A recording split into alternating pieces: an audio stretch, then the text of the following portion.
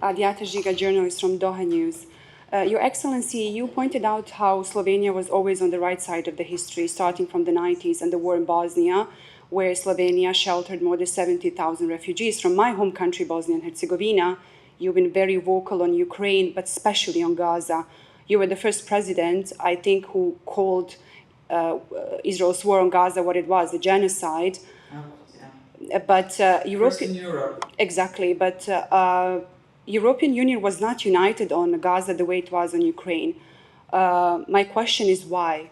Despite all these evidence and videos from Gaza and Israeli officials openly saying what are they doing in Gaza, where is the problem? I mean, European Union came to the point where journalists asking about Gaza are being fired. And like I'm proudly calling Europe as my home as well, and I know the ideals of the Europe. So I'm trying to understand where is the problem actually. Thank you. I think I won't be able to help you because I do not understand this as well. It puzzles me every single night before I go to sleep. Why? One of the reasons is probably, strong economic ties with Israel. The American saying, money talks and bullshit walks. Sorry, excuse my Chinese, but that's how the world is turning around today.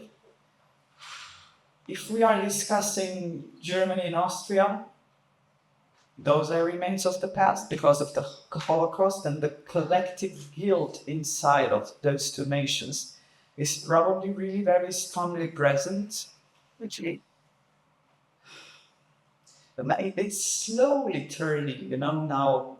If you are closely listening to Ursula von der Leyen, the President of the European Commission, she started to discuss possible sanctions towards Israel, and she's German. So we'll see. Now we are all putting a lot of trust and hope to President Trump, But again, as in the case of Ukraine, what I say to my fellow colleagues in the European Union? Do you think that President Trump is going to negotiate peace and the European security is going to be in his focus when we discuss Ukraine? We know the answer. And when President Trump is discussing peace in the Middle East, do you think that Palestine is going to be like his first thought? No. So this is why the multilateralism is so important again, because we have to be satisfied, all of us, not only one country who wants to make a Riviera in Gaza.